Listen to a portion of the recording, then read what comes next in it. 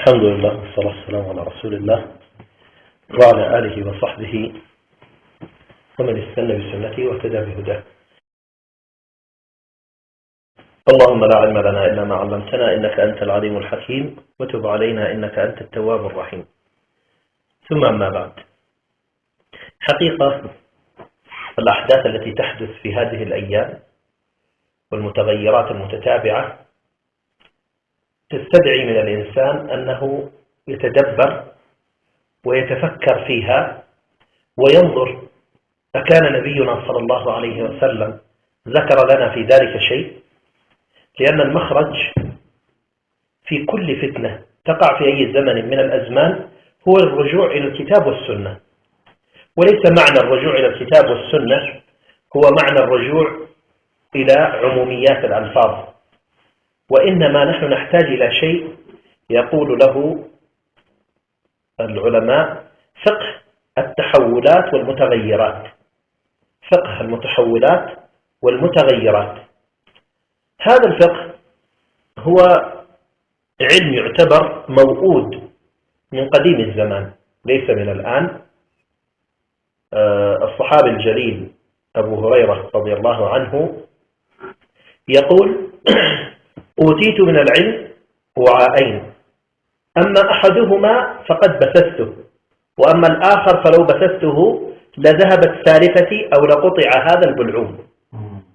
فالمقصود من هذا أن هناك علمين: علم بالفقهيات والأحكام والعقائد، وعلم آخر الذي هو يخص القرار السياسي والنبوءات المستقبلية والشخصيات الميدانية الحاكمة وغيرها. هذا العلم من خاض فيه فعادة يتعرض إلى القتل أو السجن أو التطريد، وهو معنى قول أبو هريرة رضي الله عنه: لذهبت ثالثتي.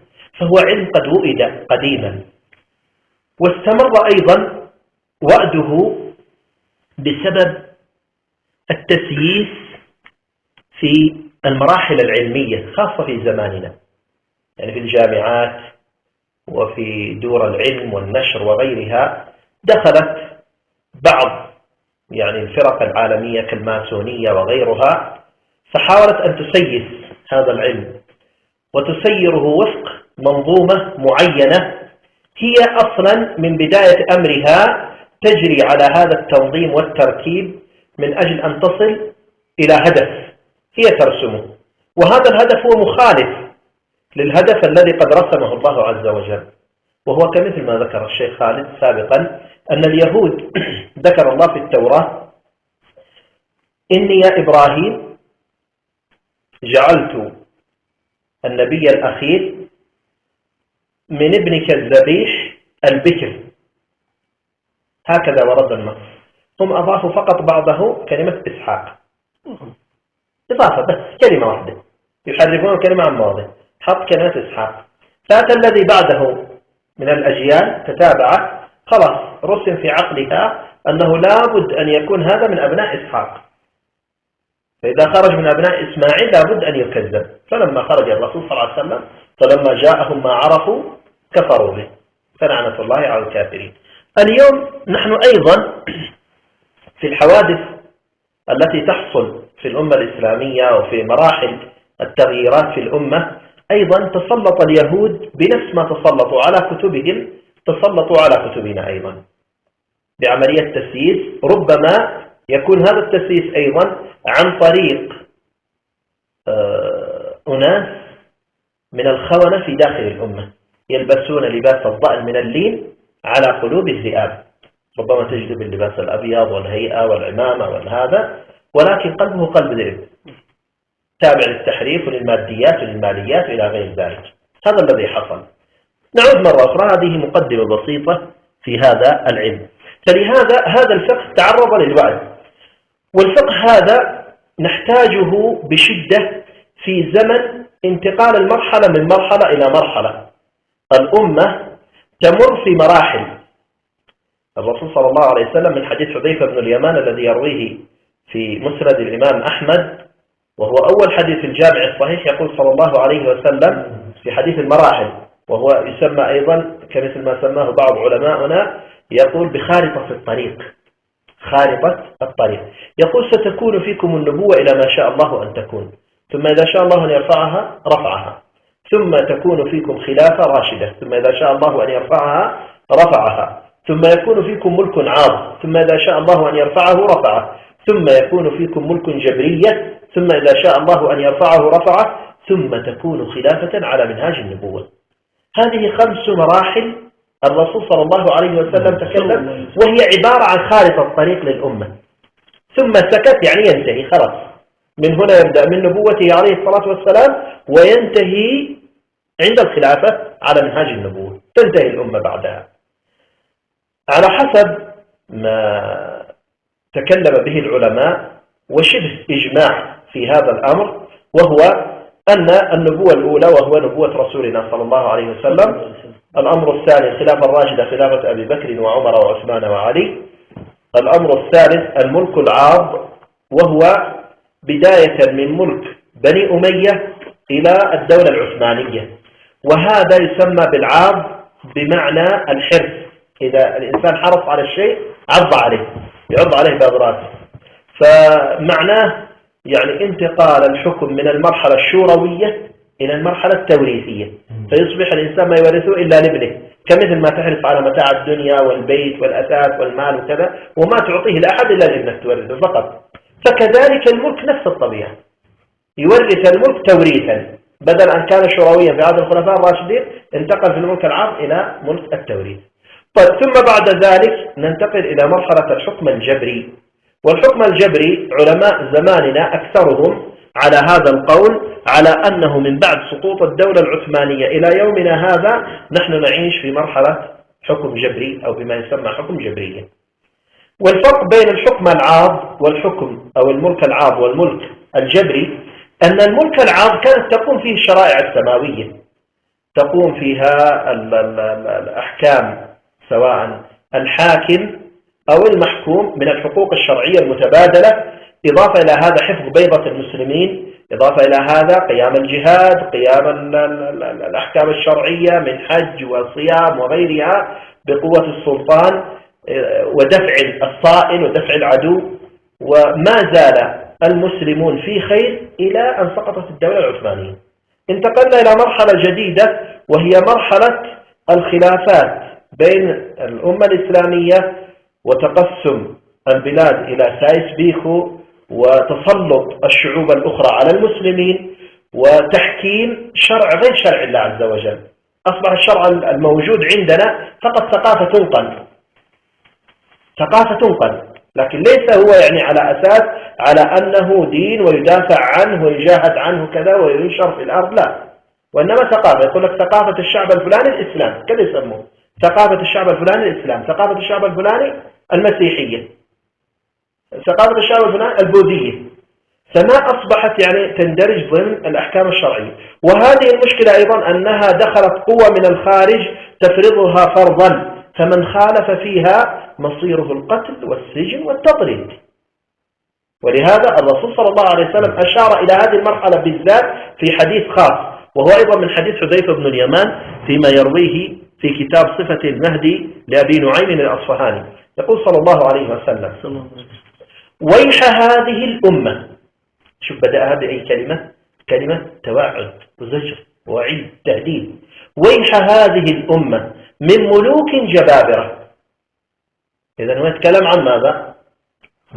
عن الجبري. قال ملوك جبابرة، إذن يتكلم عن الحكم الجبري. طيب ما لهم يا رسول الله؟ قال ويح هذه الأمة من ملوك جبابرة كيف يقتلون ويخيفون المطيعين إلا من أظهر طاعتهم، فالمؤمن التقي يصانعهم بلسانه ويفر منهم بقلبه، ورواية ويفر منهم بدينه. فإذا أراد الله أن يعيد الإسلام عزيزا قصم كل جبار عنيد، وهو القادر على ما يشاء أن يصلح أمة بعد فسادها. ثم قال يا حذيفة: لو لم يبق من الدنيا إلا يوم لطول الله ذلك اليوم حتى يخرج فيه رجل من أهل بيتي تجري الملاحم على يديه، لا يخلف الله وعده وسريع الحساب.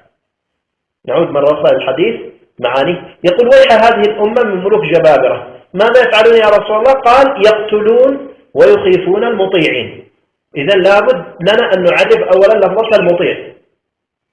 مطيعين من مصدر طاعة، يطيع طاعة، فمطيع معناه المطيع لله والرسول. هذا ما تعارف عليه أهل الإسلام. طالما أن الحديث يخرج من المشكاة النبوية للرسول الله صلى الله عليه وسلم، فإذا يتكلم عن طاعة أهل الإسلام. طاعة أهل الإسلام هي الطاعة لله والرسول.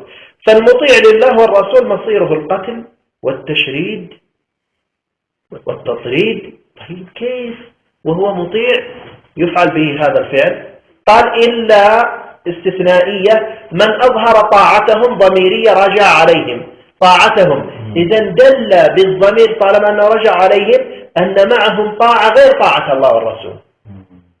معهم طاعة غير طاعة الله والرسول. يعني نستطيع أن نقول أنها أحكام تأتينا الآن من روسيا، من فرنسا، من بريطانيا، من أمريكا، وتحكم في داخل ديار أهل الإسلام. فمن أطاع هذه القوانين تركوه، ومن خالف وأراد الإسلام الكامل الوافي هذا مصيره السجن والتطريد والتشريد، إلا من أظهر طاعتهم.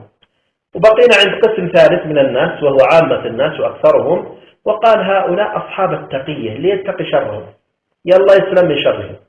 يعني لا يريد أن يجابههم، معه مثلا خائف على دينه، خائف على ماله، خائف على ولده، خائف على متاع دنياه، على وظيفته، على كذا، فيتقي شرهم، يصانعهم بلسانه، لكن بقلبه وبدينه يفر منهم.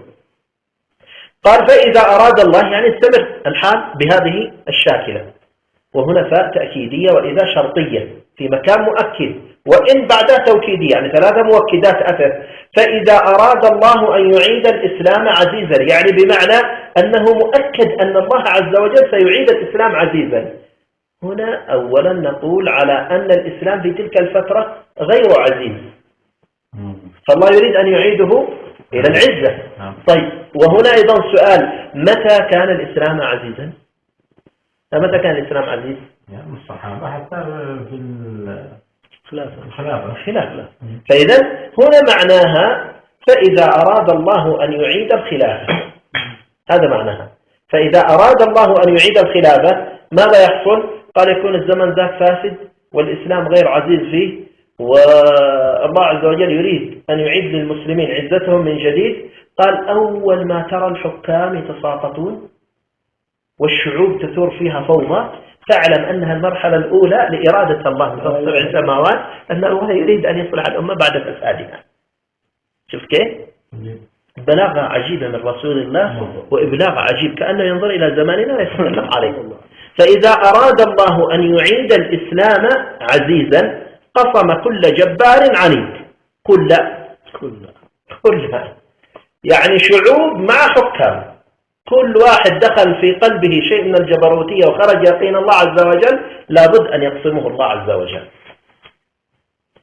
تمام؟ فإذا أراد الله أن يعيد الإسلام عزيزا قال قصم كل جبار عنيد، وهو القادر على ما يشاء أن يصلح أمة بعد فسادها. إذن الأمر لمن؟ لله من قبل ومن بعد. هنا تعود نفس القضية الأولى، يعني نقول يعني سيناريو ينعاد في التاريخ يعيده الله عز وجل هو نفسه، صراع الحق مع الباطل. انظر ماذا يقول الله عز وجل في قصة موسى في سورة القصص قبل أن يبدأ القصة، يقول ونريد أن نمن على الذين استضعفوا في الأرض ونجعلهم أئمة ونجعلهم الوارثين ونمكن لهم في الأرض ونري فرعون وهامان وجنودهما منهم ما كانوا يحذرون. قال بعدين أوحينا إلى أم موسى أن أرضعيه. إذا بدأ الله بالإرادة قبل ما يبدأ بالقصة، فإرادة الله سابقة قبل أن يأتي الظلم، لكن الله عز وجل هكذا كتب على العباد أن الصراع يقوم من يوم ما أهبطهم الله من الجنة، قلنا اهبطا منها جميعا بعضكم لبعض عدو. الصراع، فهذه سنة الصراع. اليوم نحن ما يحصل هو صراع بين الحق والباطل وفسطاط الإيمان وفسطاط النفاق. مرحلة الفسطاط، نحن اليوم في مرحلة الفسطاط. إرادة الله أن يكون هذا الأمر بهذا الشكل. فإذا أراد الله أن يعيد الإسلام عزيزا قصم كل جبار عنيد، وهو القادر على ما يشاء أن يصلح أمة بعد فسادها. يعني كأنه يقول لنا لا تخافوا، أي ولا تيأسوا ولا تقنطوا، إنما يحصل هذا إنما هو إرادة من الله لإصلاحكم، لإخراجكم إلى مرحلة أفضل من المرحلة اللي أنتم تعيشون فيها، إلى مرحلة أحسن. نعم هناك يعني دائما يعني مرحلة المخاض مرحلة عسيرة. المرأة إذا وصلت إلى الشهر التاسع وحان يعني موعد الولادة أتاها المخاض، والمخاض عسير شوية لكنه مخرج إلى أمر أصلح وأفضل مما كانت هي فيه. ونحن اليوم في مرحلة المخاض، كل واحد سيصطدم مع الآخر وكل قوى ستصطدم.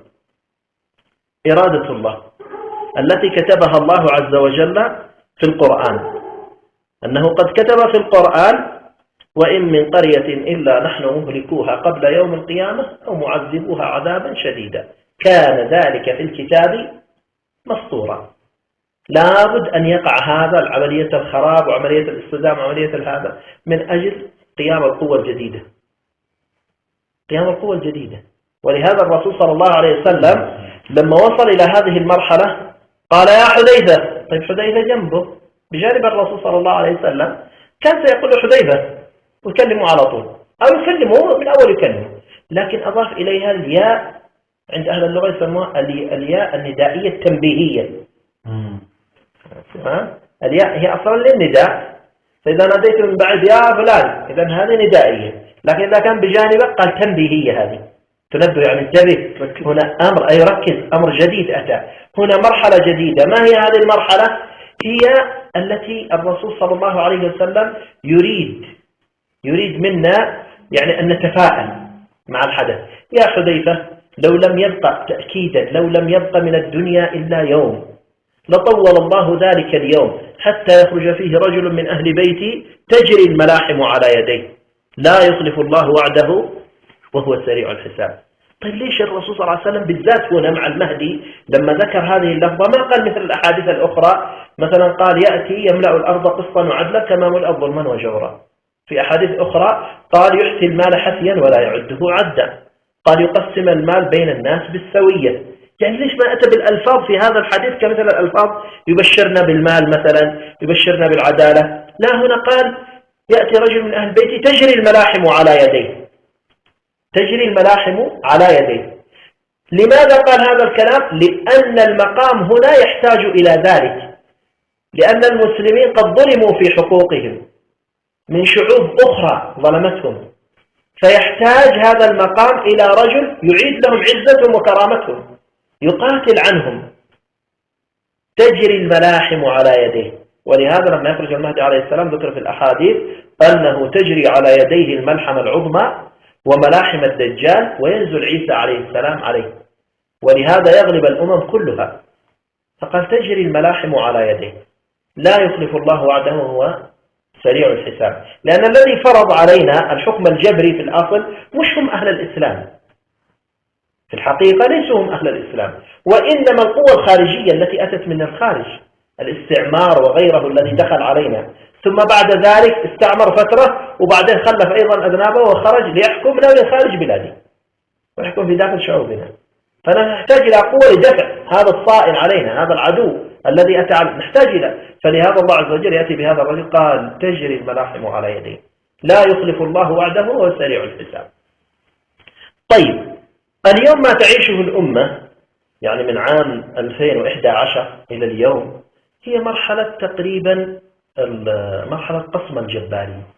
إرادة الله عز وجل أراد أنه يعني يقلب الأمور رأسا على عقب، وتضطرب الشعوب ويضطرب الحكام ويتساقطون، وتبدأ الشعوب يدخلون في فوضى، وكل واحد منهم يظن على أن المخرج من هذا الباب.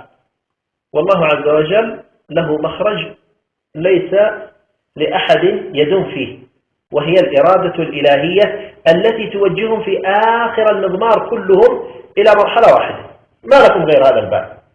يقول في كتاب الفتن لنعمان بن حماد: اجتماع الناس، يعني متى يبدأ الناس يتجهون إلى مرحلة الاجتماع على المهدي؟ خلاص تبدأ القضية عندهم كلهم يجمعون أنه لا مخرج معنا إلا عن طريق هذا الباب. قال: من متى؟ قال: اجتماع الناس على المهدي سنة 400 بحساب العجم لا بحساب العرب. العجم تحسب بالتاريخ الشمسي الميلادي، والعرب تحسب بالتاريخ القمري الذي هو الهجري اليوم. فهو يقول لك احسبها بالتاريخ الميلادي. سنة 400 تبدأ الأحداث. 400 لها قراءتين، ركزوا هنا شوية. 400 لها قراءتين، إما أن تضع رقم الأربعة وتضع الصفر وتضع 2 فتصبح 204 على قراءتنا اليوم. تمام؟ والقراءة الثانية 400 تضع 4 وتضع بعدها صفرين تحط 2، 200 تكتب 2 فتصبح 2004. أما القراءة الأولى فهي قراءة غير مقصودة. المقصود الثانية اللي هي 2004. لماذا القراءة الأولى غير مقصودة؟ لأن القراءة الأولى تعتبر قبل عهد الرسول صلى الله عليه وسلم. الرسول مولود في سنة 570 571، فمش معقول على أن الكلام يكون أن المهدي قبل عهد الرسول، ويتكلم عن عهد قادم مش عن عهد سابق. فإذا القراءة الأولى غير مقصودة، لكن القراءة الثانية 400 بمعنى 2004 هي المقصودة. طيب التاريخ الميلادي ينقسم إلى نوعين، هو كان نوع واحد لكن قبل 500 سنة خرج في الكنيسة الكاثوليكية بابا من بابواتهم قام بتعديل التاريخ الميلادي وقدمه 7 سنوات. قدمه 7 سنوات. فعمم هذه الدراسة في جميع الكنائس، فتعممت هذه الدراسة وعدلوا إلا الأرثوذكس وهي الكنيسة الحبشية والقبطية المصرية. هذه رفضت أن تعدل وقالوا هذا التاريخ مقدس عندنا ومستحيل أن نغير التاريخ ونستمر على ما نحن عليه. فتاريخهم اليوم متأخر عن التاريخ الموجود بين أيدينا 7 سنوات. فإذا أردنا أن نحسب على التاريخ الأول الذي كان محسوب قبل 500 سنة، مش على التاريخ هذا الذي هو بين أيدينا. يعني تطرح 7 سنوات لابد من التاريخ. 2011 اطرح منها 7 سنوات. لا إذا هي 2004 اطرح منها ولا لا، هو في عام 2011 قامت الأحداث. اطرح منها 7 سنوات عشان نخرج على التاريخ الرسمي. 2004 بالتاريخ الحبشي بنخرج عليها على عام 2004. سنخرج على نفس الأثر، أن تلك الأحداث كأن الأثر يقول لنا أن تلك الأحداث التي حصلت هي عبارة عن قسمة الجبارين من أجل أن الناس يتجهون ويجتمعون على المهدي وتقوم الخلافة الإسلامية ويصلح الله الأمة بعد فسادها. هذا مختصر عن هذا. الأحداث الزمانية مهمة للأمة حتى نعرف أين نحن موقعنا من الأحداث. أين نحن موقعنا من الأحداث. طيب، فالمقصود من وراء هذا الأحداث التاريخية الزمانية نحن نحتاج إليها حتى نحدد موقعنا في الخارطة، في خارطة الأمة، إلى أين وصلنا. سنأخذ بعض الأحداث التي هي حاصلة اليوم. مثلا عندنا أحداث سوريا، أحداث الشام.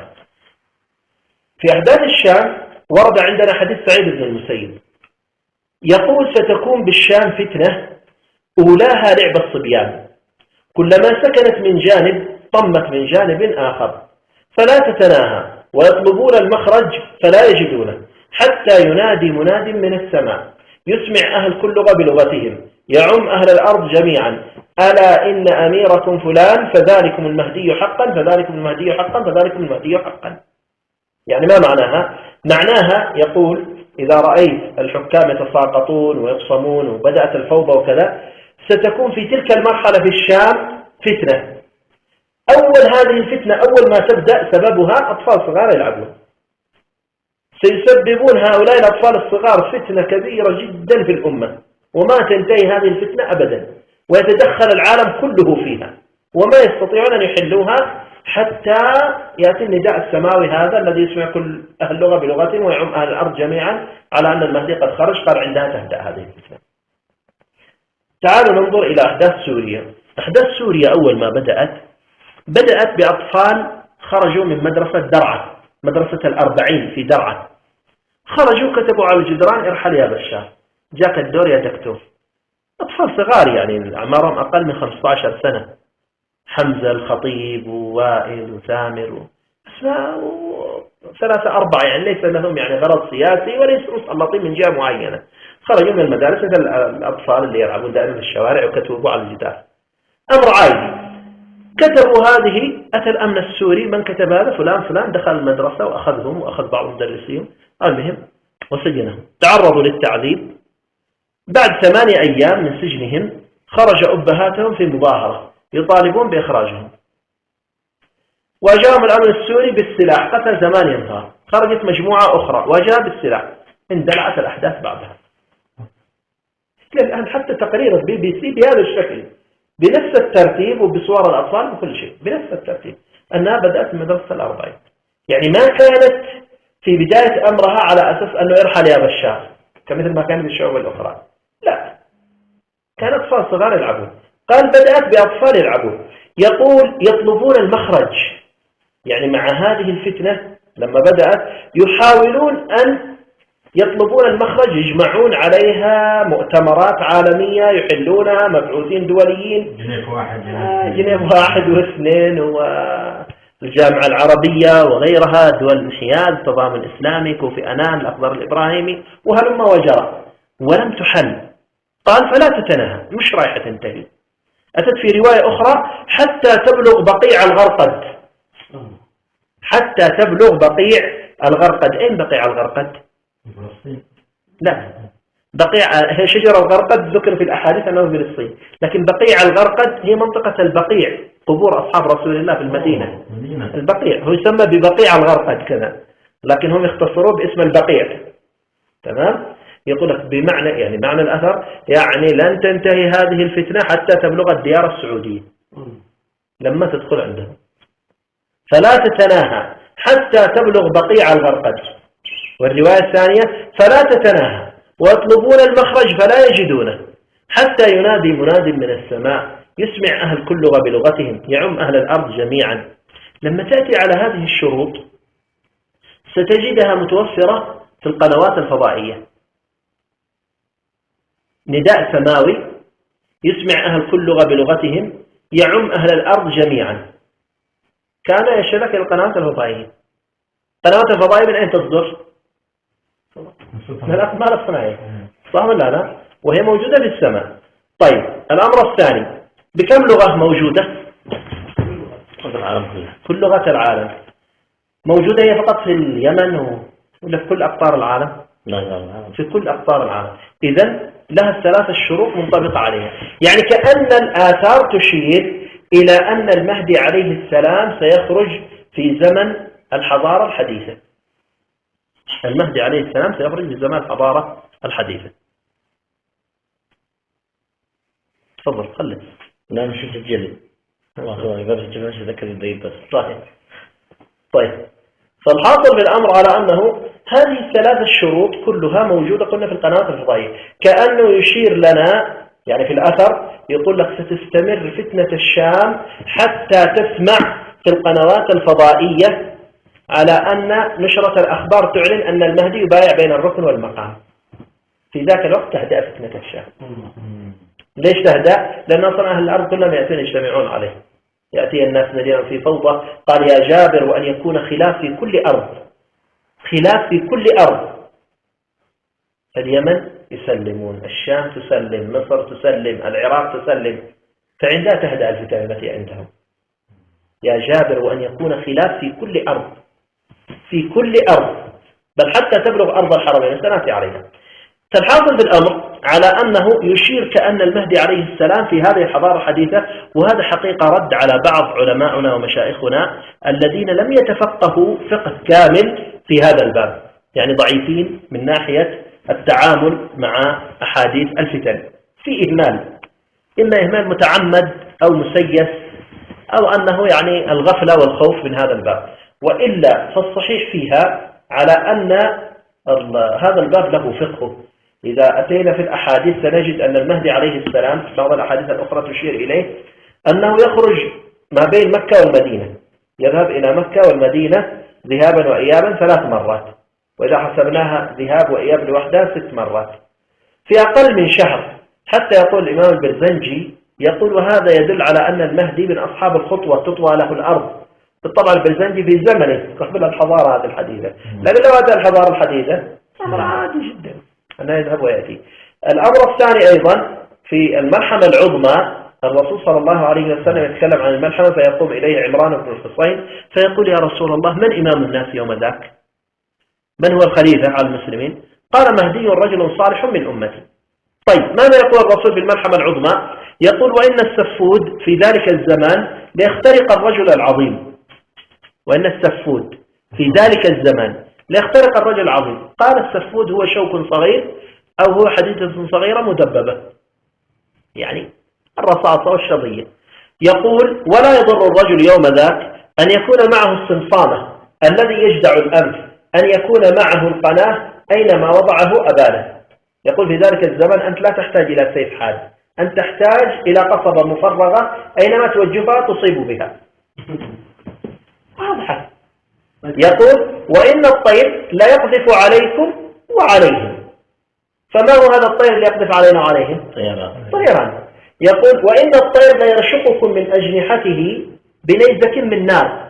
النيزك قال قطعة الحديد التي تكون فوق رأس الحربة، الحديدة التي تكون فوق رأس الحربة ومدببة وتكون ملتهبة نار تنطلق من جناح الطائر. وإن الطير لا يرشقكم من أجنحته بنيزك من نار. تمام. يقول فتمطر عليكم السماء نارا من كبريت ونارا من زفت ونارا من نفط. قال فيقعون في مهيل من الأرض بعد صواعق ورواجف تصم الآذان. يقعون في مهيل يعني الأرض تتحول إلى أرض رمادية، إلى رماد الأرض تتحول. فيقعون في مهيل من الأرض بعد صواعق ورواجف تصم الآذان. فما هي هذه إذا كانت سيوف ورماح وخيول؟ مش معقولة يأتينا أصوات بهذا الشكل تصم آذاننا. الأرض ترتعد تهتز والصوت كمثل صوت الرعد يضرب، يعني إشارة إلى الطائرات والهواء. طيب وكذلك الآثار في هذا الباب كثيرة، إلا أن قلنا الإهمال الفقهي في هذا الباب فقه التحولات ضعف جانبه عند العلماء، ولا موجودة في كتب الفتن وكتب السنن. طيب نرجع مرة أخرى إلى أحداث الشام. يقول فيها أن صاحب الفتنة في الشام رجل يقال له الأصهب، رجل يقال له الأصهب. والأصهب هو اسم من أسماء الأسد. الأسد اسمه الضنفر والليث وقسورة والحارث وأسامة والأصهب، فيعني معناه اسمه فيه لفظة الأسد. تمام. واسمه واسم أبيه على 8 أحرف. بشار حافظ 4، بشار وحافظ على 8 أحرف. قال عنه في الرواية يقول طويل العنق مديد الجسم أزرق العين أصفر اللون مصفح الرأس جعد الشعر مسترسل الذراعين والساعدين، يقتل الحرية ويقتل الأطفال والنساء ويطحنهم بالقدور وينشرهم بالمناشير. كأنك ترى هي نفسها القدر البرامي فجبته على غير الناس. واضح. وبعدين مثل ما قال القدور المتفجرة هذه والبراميل المتفجرة، شوف اللفظة إيش يقول، يطحنهم بالقدور، ما قال يطحنهم في القدور. فلو قال في القدور يحتاج القدر أن يكون موجود ويضعهم فيه ويطحنهم في داخله سواء بزيت حار أو ماء حار أو بأي طريقة أخرى. لكن لما يقول بالقدور يدل على أن القدر من فوق آتي. لفظ دقيق جدا، يطحنهم بالقدور. قال يقتل الحرية، يقتل الحرية. ثورة مش اسمها ثورة الحرية، ثورة اسمها حقا ثورة الحرية. ولذا حتى هم ينادون يكتبون في أعلام حرية حرية، يكتبون في أعلامهم كذا. واتت رواية أخرى أن تأتي الرايات السود من قبل المشرق والرايات الصفر من قبل المغرب فيلتقون في سرة الشام، فعند ذلك البلاء العظيم. أتت الرايات السود من المشرق وهي تنظيم القاعدة، وأتى الرايات الصفر وهي حزب الله، وهذا من لبنان وهذا من أفغانستان، والتقوا في وسط سوريا. حتى قال في كتاب كنز العمال فيلتقون في سرة الشام، قال وسرة الشام دمشق. دمشق العاصمة بالفعل، تكلم على العاصمة. قال فيلتقون فعند ذلك البلاء العظيم وفي رواية فويل لأهل الشام من الجيش الهازم وإلى لأهل الشام من الجيش المهزوم. يعني البلاء كله على الشعب، البلاء كله يقع على الشعب. تمام؟ طيب هذه بعض الروايات التي تتكلم عن الشام في وقت خروج المهدي، وهي ليست كلها وإنما هذه بعض يعني الإجماليات. نأخذ بعض ما يقع في العراق. حادثة شنق صدام حسين مذكورة في الآثار النبوية. يقول عن أبي هريرة رضي الله عنه قال: يقتل خليفة العراق، يقتل خليفة العراق. وأتت في رواية أخرى في الأخبار: وبين يدي المهدي يكون في العراق شنق وفي مصر شنق. يكون في العراق شنق وفي مصر شنق. قال: يقتل خليفة العراق فيخرج عليهم رجل مربوع القامة كث اللحية أسود الشعر براق الثنايا فويل لأهل العراق من أشياعه المراق. هذه تحقيق الألباني. تحقيق مهيب البوريني: فويل لأهل العراق من أتباعه المراق. يعني عند الألباني أشياعه، عند مهيب البوريني أتباعه. طيب: ثم يخرج المهدي منا أهل البيت فيملأها قسطا وعدلا كما ملئت ظلما وجورا. معناه ماذا؟ أنه قبل ما يخرج المهدي بين يدي المهدي، ذكر في الرواية الأخرى بين يدي المهدي، يعني قبل ما يخرج بفترة سيكون في العراق أن حاكم العراق خليفة العراق يعني حاكم العراق يقتل شنقا. وفي مصر شنقا. فهل سيشنق مرسي؟ الله أعلم، أو غيره. لنأتت في بعض الألفاظ قال: وأن يقتل أهل مصر كبيرهم، في رواية أميرهم. هل سيكون أو غيره؟ الله أعلم. طيب قال بعده: قال: يخرج عليهم رجل مربوع القامة. مربوع القامة يعني جسمه وسط مستعرض الكتفين كذا. قال: يخرج عليهم رجل مربوع القامة كث اللحية يعني معه لحية براق الثنايا يعني تلمع ثنايا أسود الشعر فويل لأهل العراق من أشياعه المراق أو أتباعه المراق. هذا الرجل تقريبا تنطبق هذه الصفات على مقتدى الصدر. مقتدى الصدر. وخرجوا معه فيلق بدر كتائب المهدي وجيش المهدي كتائب الموت. وهذه القوى أذاقت أهل العراق الويلات أول ما خرجت بعد قتل صدام حسين. قال: فيا ويلكم من أشياعه، حتى اللفظة شيعة من أشياعه، والرواية الأخرى أتباعه المراق. قال: ثم يخرج المهدي منا أهل البيت، يعني يستمر الحال كذا حتى يخرج المهدي عليه السلام. طيب ننتقل إلى مصر. هناك أيضا في أحداث في العراق نتجاوزها تجاوزا للوقت. في مصر قال: سفياني مصر جبار قصير فيغلب الأبقع على ملكه ويقتل ويخرب مصرا، فإذا سمع بالعائد في البيت أرسل إليه جيشا فيأتي المدينة فيخربها، وهو الذي يخسف بجيشه في البيداء. ما معناه؟ يعني قبل ما يخرج المهدي عليه السلام سيكون في مصر حالة انقلاب. في مصر سيكون حالة انقلاب. سيكون معك رجل جبار قصير وآخر معه مبقع. هذا الجبار القصير ينقلب على هذا الأبقع. قال يغلب، في الرواية الحديثة ينقلب. في الزمن الأول يغلب الأبقع على ملكه يعني انقلاب. تمام. وأتى السيسي وهو قصير وانقلب على محمد مرسي. محمد مرسي مصاب بالبرص في قدميه، وهذه المصادر موثوقة فيما بين اتصال وكذا. مصاب بالبرص في قدميه مبقع، وهذا قصير. فيغلب الأبقع على ملكه ويقتل ويخرب مصرا، يعني يحصل منه قتل. تعرفون أحداث رابعة العدوية ما حصل فيها من القتل والأمور هذا. ويخرب مصرا، من بعد مصر تخرب. شوف لا يا ابن هذا سيناء تدمير وداخل القاهرة وقتل وفوضى. ويخرب مصرا. فإذا سمع بالعائد في البيت شوف سماعا، ما قال فإذا علم، لأنه لو قال علم لعلم على أنه هو نفسه رئيس البيت، سيكون حاكم على البيت، لكن فيها دلالة أنه مش هو حاكم على البيت، هو منفصل عنها، يأتيه السماع بس يأتيه الخبر. فإذا سمع بالعائد بالبيت، والعائد هو المهدي عليه السلام، المهدي عليه السلام، فإذا سمع بالعائد في البيت أرسل إليه جيشا.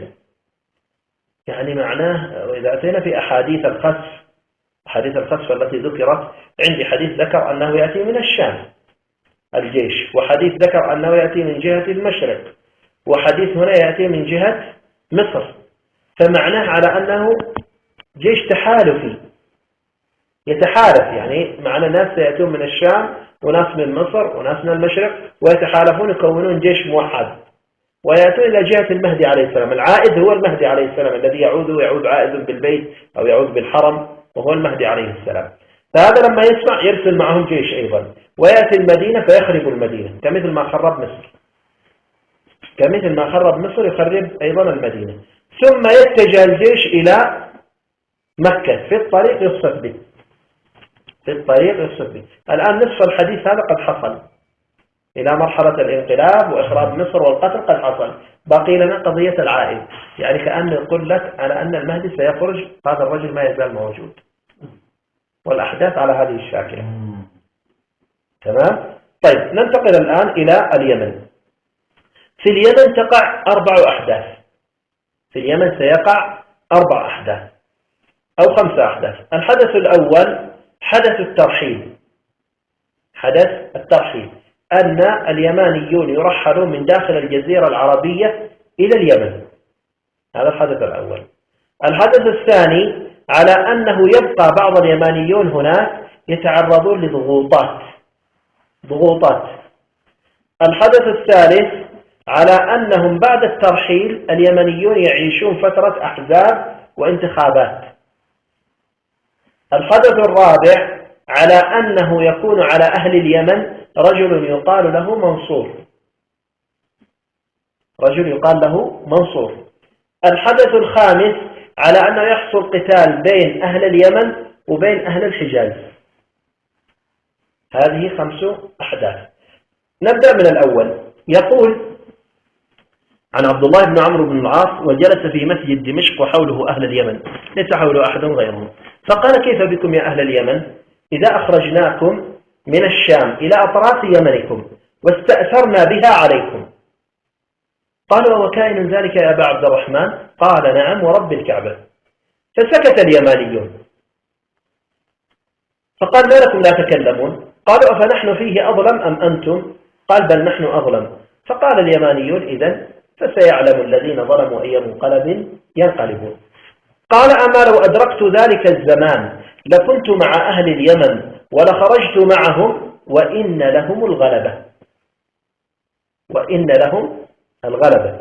طيب، هنا يتكلم عن مرحلة أن يعني العدنانيين، لأنه عبد الله بن عمرو بن العاص قرشي، وقريش تعود إلى عدنان، واليمانيون يرجعون إلى قحطان، فمعنى أن العدنانيون سيرحلون القحطانيون، سيرحلون القحطانيون، واليمنيون سيكونون حينها مظلومين. قال: نحن فعلنا شيء يستحق ذلك؟ قال: لا. قال: سيعلم الذين ظلموا أي منقلب ينقلبون. أتت في الرواية الأخرى توضح أدق من هذا، قال: يلي المهدي، وهنا المهدي يعني رجل صالح وليس المهدي الأكبر، لأنه سيأتي ذكر المهدي بعده. يلي المهدي فيعدل ثم يموت، ثم يلي من أهل بيته من يعدل، ثم يلي من يجور ويسيء، حتى ينتهي إلى رجل منهم فيجلي اليمن إلى اليمن، فيجلي اليمن إلى اليمن، ثم يلي بعده أخوه، في روايات أخوه عبد الله، ثم يسيرون إليه فيقاتلونهم ويولون عليهم رجلا من قريش يقال له محمد وهو المهدي. على يد ذلك اليماني تكون الملاحم وتفتح القسطنطينية ويخرج الدجال وينزل عيسى عليه السلام. معنى هذا على أنه سيكون هناك أسرة تحكم، وذكرها، ناس يعدلون ناس يجورون حتى ينتهي إلى رجل منهم، يعني أسرة واحدة يتداول فيها الحكم. هذه الأسرة أكبر علامة فيها أنها ترحل اليمنيين إلى اليمن، فإذا استقرأنا التاريخ من أوله إلى يومنا هذا لا نجد أن اليمنيون ترحلوا في فترة من الزمن غير في الفترة السعودية اليوم، ورحلوا في أزمة الخليج ما يقرب يعني من 1.5 مليون يمني. كم 300,000 ودحين أيوه هي كم كان يعني السنة الماضية؟ هي بدأت من أزمة الخليج إلى يومنا هذا وهذه تتتابع. طيب أول رجل فيهم أقام لهم ملكا وهو عبد العزيز بن محمد بن سعود الكبير الذي كان في عام 1115 في عهد محمد بن عبد الوهاب وليس عبد العزيز بن عبد الرحمن. هذا أول قبل 300 سنة. قبل 300 سنة. هذا هو أول من أقام لهم ملكا، وكان رجلا عادلا وشهد له العلماء وكتبوا عنه في التاريخ حتى لقبه بعض العلماء بمهدي زمانه كمثل ابن جناد والغنيم ورضا كحالة وغيرهم، لقبوه بمهدي زمانه. ثم مات، تولى من أهل بيته أناس يعدلون، وتولى من جار وساء، وتداول الحكم فيما بينهم. قال حتى غائية، إلى أن يصل الحكم إلى رجل منهم يعني من نفس الأسرة، فيجلي اليمن إلى اليمن، فيجلي اليمن إلى اليمن، يعني يرحل اليمنيون بأعداد كبيرة إلى اليمن. وهذا استغراق، الاستغراق في اللفظة استغرق، فيجلي اليمن أي الجنس اليمني إلى اليمن. تمام. قال بعده يلي بعده أخوه عبد الله، تولى بالفعل بعد فهد عبد الله. قال من بعده، من بعد عبد الله، ثم يسيرون إليهم فيقاتلونهم، يعني يحصل قتال بينهم وبين اليمنيون، وهذا هو الذي حاصل في يومنا هذا. بعدها قال ثم يولون عليهم رجلا من قريش يقال له محمد وهو المهدي، يعني المهدي يخرج بعد هذه الحرب مباشرة. إذا نحن في خارطة الطريق لما نأتي مرسومة من قديم الزمان، مرسومة. نحن الآن على أحداث خروج المهدي، ولهذا يعني المرحلة التي نعيش فيها اليوم هي مرحلة يعني فقط انتقالية من مرحلة الحكم الجبري إلى مرحلة الخلافة الراشدة.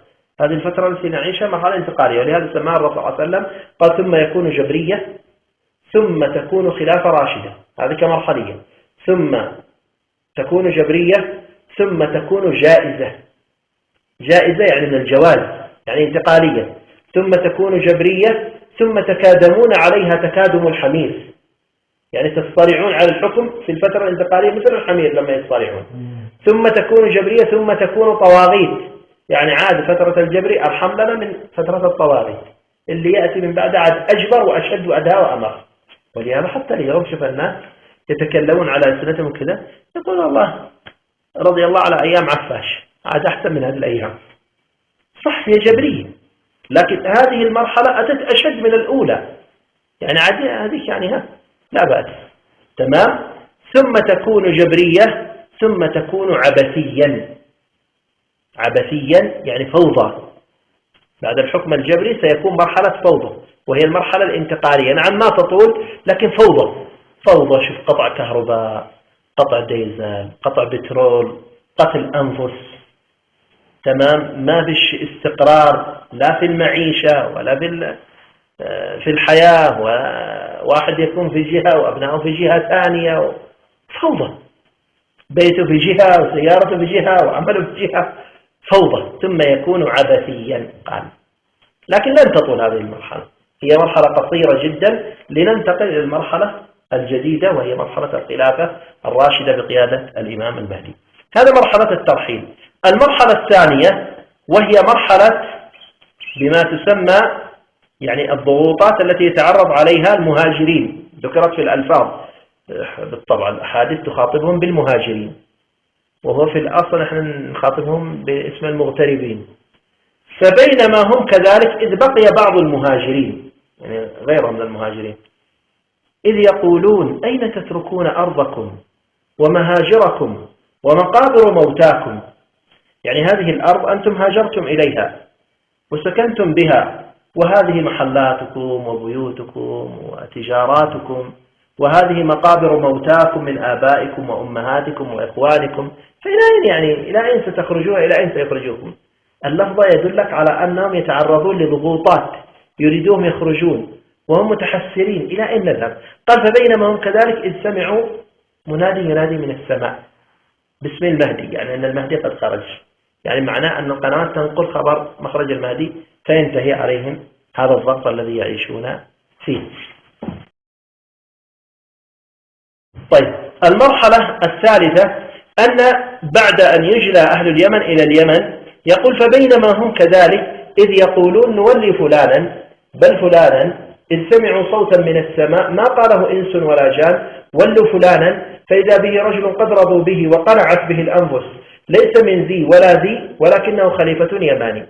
يعني معناه لما يقول ذي وذي يدلك على أننا سنكون على شكل أحزاب، ذي وذي وذي وذي الحزب الفلاني، ونولي فلانا بل فلانا انتخابات، فيستمر الوضع على ما هو عليه، أحزاب وانتخابات حتى يأتي النداء السماوي، وما يأتي النداء السماوي إلا عندما يصلون إلى مرحلة المفاصلة، يصبحون ذي وذي، قسمين بس، ذي وذي، وهؤلاء ينادون بأن الملك لهم وهؤلاء ينادون بأن الملك لهم، هؤلاء معهم قائمة مرشحين هؤلاء معهم قائمة مرشحين.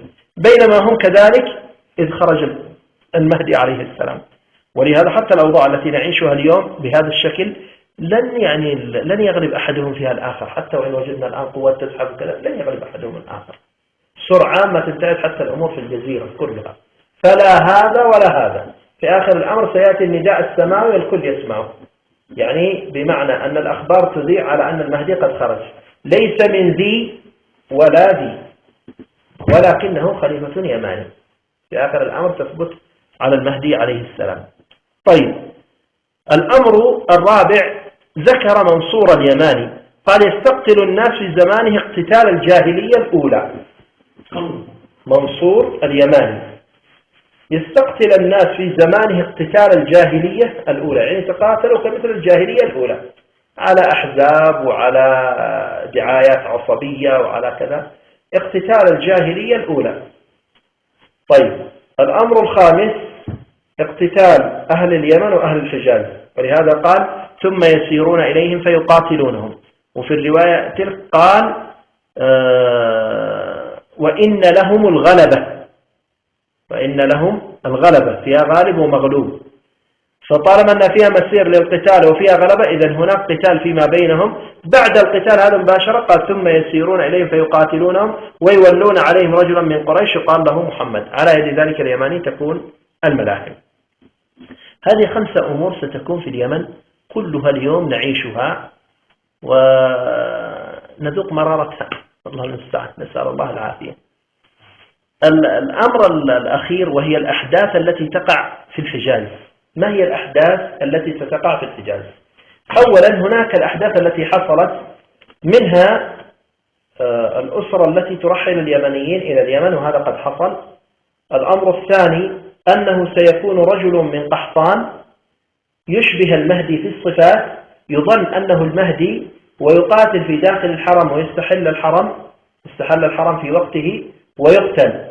ولهذا قال في الحديث يعود عائد بالبيت فيقتل، ثم يمكث الناس برهة من دهرهم. ابن عباس يقول برهة 33 سنة ونحوها، 33 سنة ونحوها. اليوم لنا 36 سنة، هي من عام 1400 من عام 1979 كانت حادثة جهيمان ومعه محمد بن عبد الله القحطاني، وابن عباس يعدها 33 سنة ونحوها، يعني من 33 إلى 40 عدها.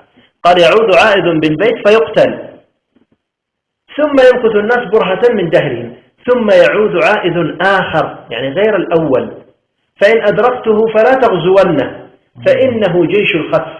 يعني يقول انتبه، هذا هو المهدي الحقيقي، إياك أن تأتي مع الجيش الذي سيغزوه، فإن الله سيقصد بهذا الجيش الذي يريد أن يغزوه.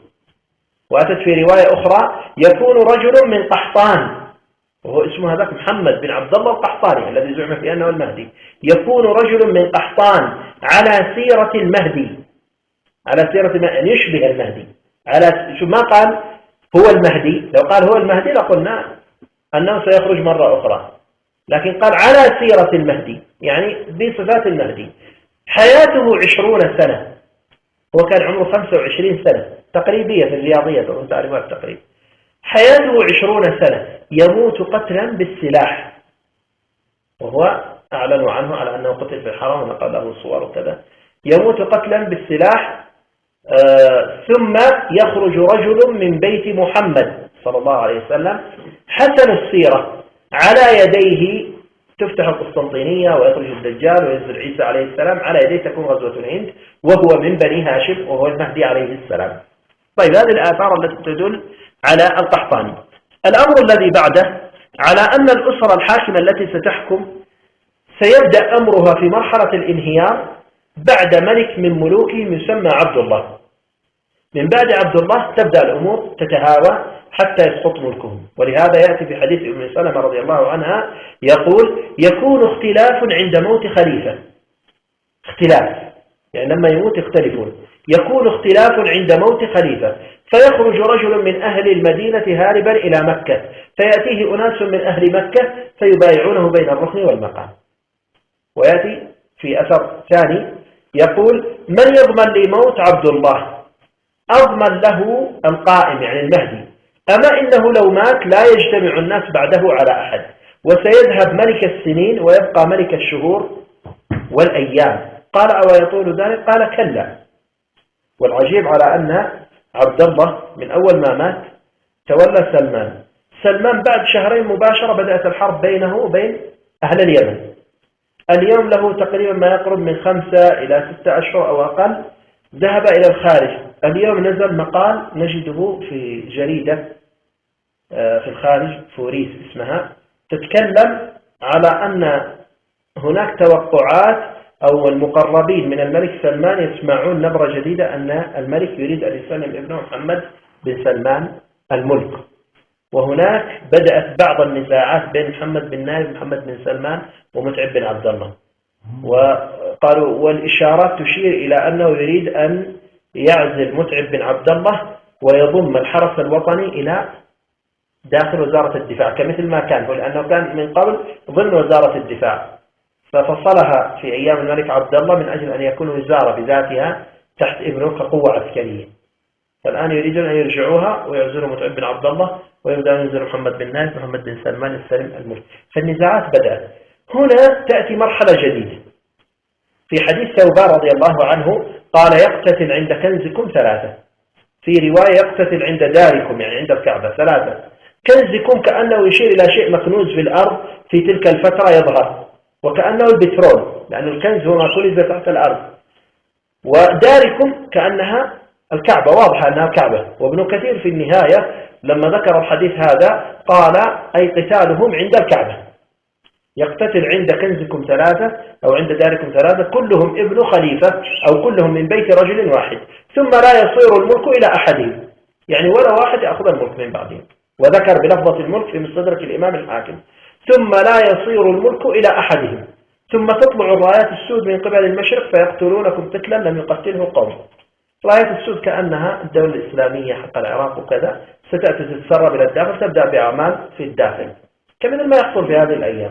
ثم لا يصير الملك، ثم تطلع الرايات السود فيقتلونكم قتلا لم يقتله قوم، ثم يجيء خليفة الله المهدي. في ذلك الوقت الفوضى العارمة من كثرة القتل، 3 الذين يقتتلون، الفوضى في كل أرض قائمة، الأمور منتعشة بين الكل. في ذلك الوقت يخرج المهدي عليه السلام ويخرج به مجموعة من الناس يبايعونه بين الركن والمقام. ثم يجيء خليفة الله المهدي فإذا رأيتموه قال: فبايعوا فإنه خليفة الله المهدي. الآن نحن فقط في المرحلة الأخيرة. الاقتتال أكثره يتم في شهر الحج. الله أعلم، نحن ما نعلم أنه هذا الحج أو الحج الذي بعده أو الذي بعده ما نعلم، لكن أنه بشهر حج. قال: يحج الناس معا ويعرفون معا على غير إمام، يعني يذهبون إلى الحج مع بعضهم ويذهبون إلى عرفة مع بعضهم والملك مش موجود، سواء كان مخلوع أو ميت أو مسافر في الخارج. يعني لو استمر بهذا الشكل الآن بالخارج وحصلت فوضى في الحج فاعلم على أنها هي التي ذكرت في الأحاديث: يحج الناس معا ويعرفون معا على غير إمام. فبينما هم نزول بمنى إذ ثار فيهم كالكلب فيقتتلون حتى تسيل العقبة دما، ثم يفزعون إلى خيرهم فيأتونه وهو ملصق وجهه بالبيت فيقولون: هلم فلنبايعك. في ذلك الوقت يبايعون المهدي عليه السلام. فالآن التي بقيت يعني من الأحداث في الأحاديث اقتتال الثلاثة ودخول الراية السود عليهم، ويكون في حج سنة من السنوات الفوضى قد عمت فيما بينهم، فعليها يخرج المهدي عليه السلام، ومن هناك تبدأ مرحلة الفرج على الأمة. نسأل الله وإياكم أنها ما تطول. قولوا آمين. آمين. هذه صفات زمنية لتحديد الخارطة متى يخرج المهدي. بعدين تأتي الصفات المكانية والصفات الشخصية للمهدي، يعني ما هي الأماكن التي يخرج منها. ممكن نأخذ في المكانية وبعدين الباقي نشوف لوقت. لا نقل الشيء كله. طيب ما أدري وقتكم، أنا ما أريد فاضيين. طيب الصفات المكانية يعني هي تكمل الصفات الزمانية. طالما أن عرفنا أننا نحن اليوم في زمن خروج المهدي، يعني عبثا أي قوة الآن ستتحرك أنها تريد مخرج للأمة من طريق غير هذا الطريق، هذا عبث يعتبر. ولهذا أنا أذكر هذا الكلام جيدا أيام محمد مرسي يوم ما صعد على السلطة، تذكرون لا؟ كان بالطبع الإسلاميين متفائلين في تلك الفترة، تفاؤل قوي جدا وكذا. فكنت أقول لهم من خلال الآثار التي نقرأها أن الأمر لن يستمر، قرب خروج المهدي وهناك أحداث ربما تسقطه، فما كان إلا قليل حتى انقلبوا عليه. وكان حتى البعض يقول أنتم تعيشون يعني أحلام اليقظة، والمهدي وغيره بعد 50 ولا 100 سنة ولا 500 سنة، لا تحلموا بقريب. فلما حصلت الأحداث وسقط محمد مرسي كذا كانت الصدمة، اليوم رجع أكثرهم على هذه الاسطوانة أنه خلاص ما بقى إلا المهدي وكذا. اليوم بعد ما بدأت التحركات حق القوة هذه وكذا، بدأ البعض يتفاعل من جديد، وأن لا المهدي عادك بعيد وزي كذا. قلنا سننظر. الأمر أمر الله، تحديد الخارطة. اليوم نحن نعيش في أحداث المهدي، وكل الذي يحصل ما هو إلا سنة التدافع من الله عز وجل، ولولا دفع الله الناس بعضهم ببعض. وحديث رسول الله صلى الله عليه وسلم أيضا لا يخرج المهدي حتى لا يبقى قيل ولا ابن قيل إلا هلك. لا يبقى قيل، الأقيال أقيال الناس يعني رؤوس الناس. فلهذا سيجربون كل الجماعات وسيجربون كل القوى، وفي الأخير تفشل. العام الماضي في 27 من ذو القعدة دخل الحوثيين صار لنا ما أكملوا السنة تتكملوا، أتت القوى الجديدة سنن. وهذه نفس النظام لن تنتهي، لن تواصل الطريق. نفس الكلام سيحصل بعض الأمور وكذا، واستنتعت الأمور. لا ما بش مخرج إلا بهذه الطريقة، هكذا قال. ولهذا كل من يحلم بالمخرج يعني يبعد عن رأسه هذا الباب. لكن نقول أيضا المخرج قريب أيضا، الثاني ما هو بعيد، ليس ببعيد. وهي الأحداث متتابعة وسريعة جدا، تتابع الأحداث إلى أن يفرج الله عز وجل. نسأل الله ذلك، نسأل الله الفرج.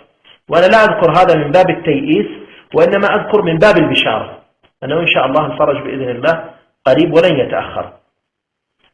أما بالنسبة للصفات المكانية فإن المهدي عليه السلام ورد أن مولده بالمدينة وقيل بمكة، وينشأ بالحجاز حتى يكون عمره 18 سنة، ثم يجلى مع قومه إلى اليمن، ويخرج من اليمن كما قال صلى الله عليه وسلم في حديث عبد الله بن عمرو بن العاص: يخرج المهدي من قرية باليمن يقال لها كرعة.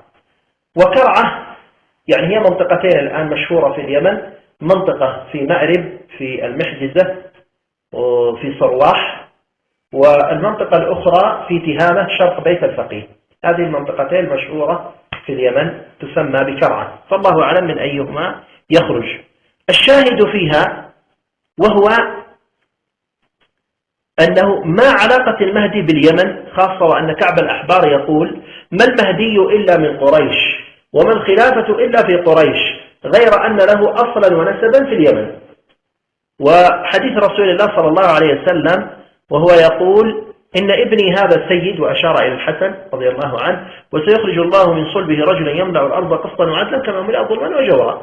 ويقول أيضا: يخرج رجل في آخر الزمان يملأ الأرض قسطا وعدلا كما ملئت ظلما وجورا. فقام إليه سلمان الفارسي فقال يا رسول الله من أي ولدك هو؟ فقال من ولدي هذا، وأشار إلى الحسين. ويقول في رواية أخرى لفاطمة والذي بعثني بالحق إن منهما مهدي هذه الأمة، إن منه مهدي هذه الأمة. فجمع الروايات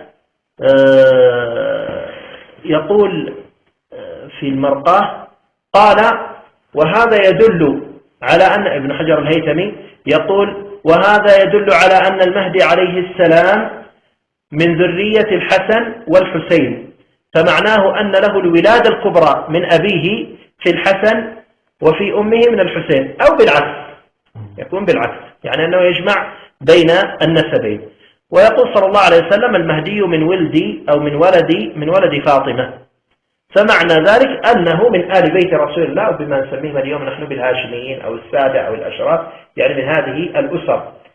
إلا أن السيناريو عندما نجمعه مع الأحاديث الأخرى يدل على أن المهدي من الأسر الهاشمية المتواجدة في اليمن، الأسر الهاشمية المتواجدة في اليمن، فيخرج أبويه فيسكنان في مكة أو المدينة، يعني يهاجرون إليها، وهناك يولد لهم هذا الغلام وينشأ حتى يكون عمره 18 سنة. ثم قال في الرواية قال يجيء من الحجاز، وفي الرواية الأخرى فيجري اليمن إلى اليمن فيخرج معهم، فمعناه على أنه بحكم أنه في حكم اليمانية، فيرحل معهم إلى اليمن، ثم بعد ذلك يعود ويبايع وهو ابن 40 عاما أو ابن 40 سنة، يبايع بين الركن والمقام. طيب، فمن هنا يلقبه في الأحاديث إذا رجعنا إلى كتاب الفتن يقول على يد ذلك الخليفة اليماني، هكذا يقول على يد ذلك الخليفة اليماني الذي يفتح القسطنطينية ويخرج عليه الدجال وينزل عيسى عليه السلام، على يديه تكون غزوة الهند وهو من بني هاشم. إذن الذي نفهمه مش معنى هذا على أنه يمني أي أنه في تأصيله العرقي يرجع إلى قحطان، لا، وإنما يمانيته بحكم مواطنة قومه فيها، وإنما هو هاشمي من آل بيت رسول الله صلى الله عليه وسلم، وولادته تكون في مكة والمدينة، ثم يرحل إلى اليمن ويخرج من قرية يقال لها كرة. الحاصل على أنه الذي نفهمه من هذا يلقب بالخليفة اليماني، وكأنه هو شاهد لحديث رسول الله صلى الله عليه وسلم، وهو الحديث الحسن كان هذا الأمر في حمير فانتزعه الله فجعله في قريش ثم يعود إليهم، يعني إلى حمير مرة أخرى. فمعنى ذلك على أن الحكم يرجع إلى حمير بحكم أن المهدي مواطن يمني يعتبر، فيأتي ويلقب بالخليفة اليماني، فيكون الأمر في حمير. ولهذا يقول لما يخرج المهدي عليه السلام من مكة قال فيبايع بين الركن والمقام، فيأتيه جيش من قبل الشام فيخسف به في البيداء، فيخرج وهمدان وزراؤه وخولان جيوشه وحمير أعوانه، ويكسر الله جمعه بتميم، ويسير ورايته أمامه، وتحالفه ثقيف وغداف. فذكر القبائل اليمنية الكبرى أنهم هم الذين سيكونوا وزراؤه وحلفاؤه وجيوشه، يعني بمعنى أن القوة اليمانية هي المهيمنة وهي التي تقوم في الأصل عليه. طيب، هذا بالنسبة للأحاديث المكانية. ثم بعد ذلك يبايع بين الركن والمقام ويخرج من هناك. قال فيأتيه عصائب أهل العراق وأبدال أهل الشام ونجائب أهل مصر، ولم يذكر أهل اليمن لأنهم في الأصل هم الذين قاموا معه، لأنهم في الأصل الذين قاموا معه فلا داعي لذكرهم، أنها ذكر الذين يأتونه من الخارج. تسلم إليه المناطق، ثم بعد ذلك يقوم بالملحمة العظمى في الشام، ثم يقاتل في بيت المقدس، وهذا دلالة على أن بيت المقدس ستكون في يد غير يد المسلمين، في يد اليهود، ويقاتلهم وينتصروا عليهم. وهو معنى تقريبا قوله تعالى في سورة الإسراء فإذا جاء وعد الآخرة ليسوءوا وجوهكم وليدخلوا المسجد، سماه مسجد، كما دخلوه أول مرة وليتبروا ما علوا تتبيرا، أي يحققون النصر تحقيقا وينزلون الخلافة. ولهذا قال ينزل خليفة من بني هاشم بيت المقدس، ينزل خليفة من بني هاشم بيت المقدس. وفي رواية علي بن أبي طالب ويكون مهاجره بيت المقدس، يعني هناك. ولهذا ذكر بعده مباشرة قال على يد ذلك الخليفة اليماني، على يد ذلك الخليفة اليماني، يعني الذي يكون في بيت المقدس وهو ملك بيت المقدس. طيب، هذه تسمى الصفات المكانية أو الأحاديث المكانية التي تدل على المهدي أين خروجه ومولده وتحركه أما بالنسبة للصفات الشخصية للمهدي عليه السلام فهي تنقسم إلى نوعين: صفات خلقية وصفات خلقية. أما الخلقية فإن الرسول صلى الله عليه وسلم يقول: يشبهني خلقا ولا يشبهني خلقا، يعني أخلاقه مثل أخلاق رسول الله صلى الله عليه وسلم، لكن صفته وشكله إذا رأيته ما يشبه الرسول صلى الله عليه وسلم. يشبهني خلقا ولا يشبهني خلقا. ويقول في الله عز وجل على رسوله صلى الله عليه وسلم: وإنك لعلى خلق عظيم. فمعنى أن المهدي عليه السلام أخلاقه أيضا عالية. أما خلقته فإنه قد ورد في الروايات أنه أجل الجبهة، أجل الجبين، أجبه، أعلى الجبهة، يعني معناها أي أن جبهته واسعة، وأنه أصلع مقدمة الشعر، وأنها معتلية، جبهته مرفوعة وأنها فيها مقدمة. هذه صفات جبهته. جعد الشعر، يعني في شعره جعودة وهي الجعودة العربية، وشعره يسيل على منكبيه، يعني صاحب وفرة أو جمة على منكبيه، ومشرف الحاجبين، يعني حواجبه قريبة على عينيه. أزج، وهو المقوس الذي لم تلتقي حواجبه، يعني قريبا من بعض لكنها ما التقت. غائر العينين، يعني أعينه إلى الداخل. أعين، يعني فيها وسع عينيه. أقنى الأنف، يعني احتداف في وسط أنفه. أشم، يعني مستوي الأنف، يعني ترى أنفه كأنه مستوي، فإذا تأملت رأيت فيه احتدابا قليلا. أفرق الثنايا، وهي السنتين التي في الأعلى أو في الأسفل تكون متباعدة. في لسانه رتة، رتة يعني ثقل خفيف لا يظهر إلا المتأمل. في لسانه ثقل، وإذا أبطأ عليه الكلام ضرب بيده اليمنى فخذه اليسرى، وإذا أبطأ عليه الكلام ضرب بيده اليمنى فخذه اليسرى. عظيم مشاش الكتفين، مسترسل الكتفين، يعني فيها عرض مع استعراض في المشاش. أجنأ، والأجنأ هو احتداب في العنق على الصدر، يعني فيه تقوس بسيط وهو دون الحدب. ربعة، وهو الإنسان الوسط، ليس بالطويل ولا بالقصير.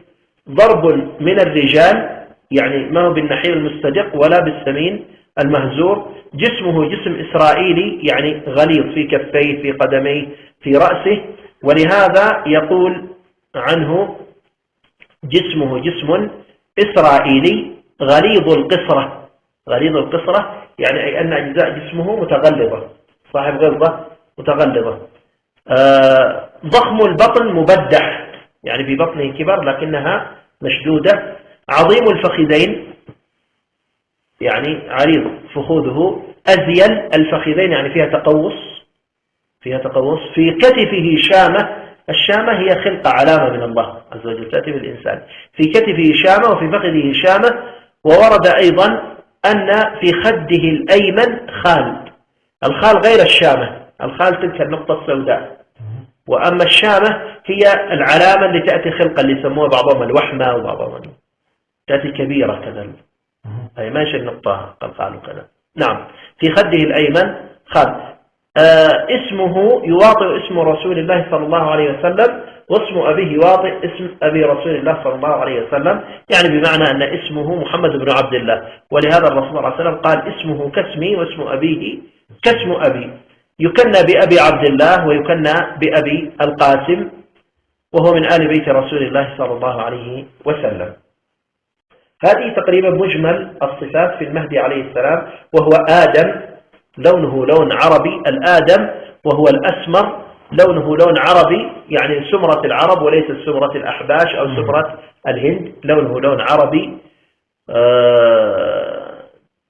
في وجهه أثر، والأثر إما هي الشجة لتسمى بالفقش، أو هي تلك التي تأتي بعد الجدري، النتوءات التي تأتي في الوجه. في رأسه حزاز. الحزاز هي نوع من الأمراض الجلدية تأتي في الرأس أو في الجلد وكذا، تسمى بالحزازة. طيب، هذا مجمل الألفاظ التي وردت في الأحاديث حول صفات المهدي عليه السلام. من هنا نكون قد اكتملنا في الصفات الزمانية والمكانية والشخصية. بقينا في المسألة المهمة وهي الأخيرة، وهي حركة الظهور. يعني أن المهدي عليه السلام طالما أن هذا زمنه، فما هو دورنا نحن؟ ما هو دورنا نحن؟ وهل المهدي عليه السلام قبل ما يبايع بين الركن والمقام له إرهاصات نعرف على أنه حضر زمانه وربما نعرفه بها؟ يقول في الآثار: يخرج المهدي هاربا هو والمنصور، منصور ليس منصور اليماني وإنما رجل معه يقال له منصور، هاربا من المدينة فيبعث في إثره جيشا، هذا قبل البيعة، مما يدل على أن المهدي عليه السلام أنه رجل كأنه سيعرفه سلطان البلد وجيوشه أيضا، فيطلبونه طلبا فيفر هاربا، مما يدل على أن صفاته تظهر للبعض حتى السلطان يعرفه بها قبل البيعة. طيب، ثم يهرب فارا، فعندما لا يدرك يعني لا يستطيعون عليه قال يقتل المنصور ضيعة، يعني بمعنى غيلة، يغتال اغتيال، هذا المنصور مش المهدي. طيب، ثم بعد ذلك يؤخذ آل بيته صغيرهم وكبيرهم لا يترك منهم أحد إلا أخذ وحبس.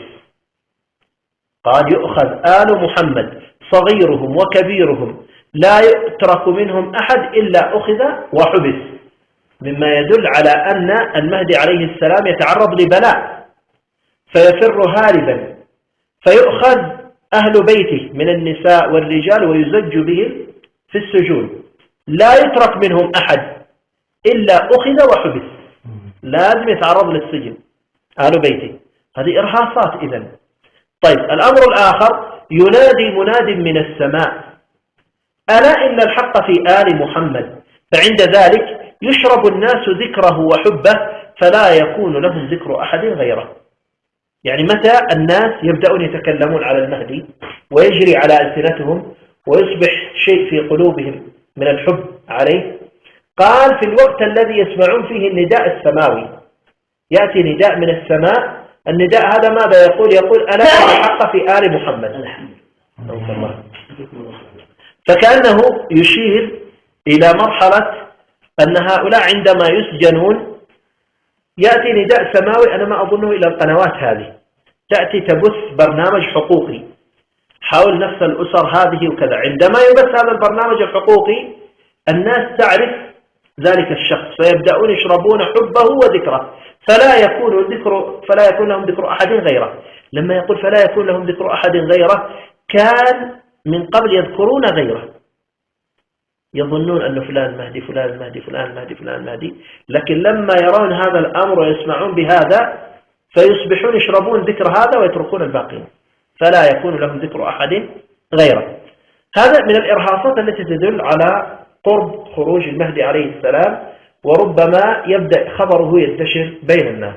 عند ذلك في هذه المرحلة يبدأ أهل اليمن، قال: فيتراسل أهل اليمن فيما بينهم فيجتمعون عصبا كاجتماع قزع السحاب أو قزع الخريف. فعند ذلك يعني في هذه المرحلة يتراسل أهل اليمن فيما بينهم، في رواية يتراسل أهل اليمن فيما بينهم ويراسلون أهل الشام. إذن سيكون هناك المراسلة هو التواصل عن طريق وسائل التواصل الاجتماعية، سواء كان بالأوراق أو بالرسائل أو بالواتس أو بالفيسبوك أو بالإنترنت أو بأي شيء من الأميلات بغيرها، المهم يتواصلون فيما بينهم.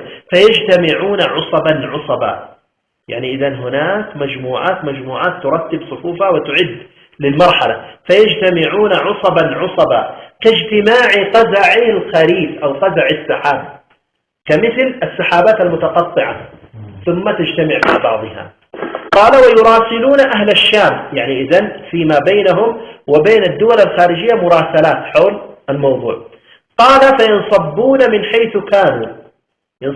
حيث كانوا، يعني أنهم يأتون من بلدانهم إلى مكة، فينصبون من حيث كانوا. يقول في الحديث: إني لأعلم أسماءهم وأسماء آبائهم وأميرهم ومناخ ركابهم. لما يقول أولا أمير يدل على أنه شغل منظم مرتب، ليس شغل عشوائي. إني لأعرف أسماءهم وأسماء آبائهم وأميرهم، إذن فيها إمارة يكون عليهم. طيب، وعندما يقول فينصبون من حيث كانوا، إذن فيها هجرة، ناس يتحركون من أجل هذا العمل، تحرك عمدا.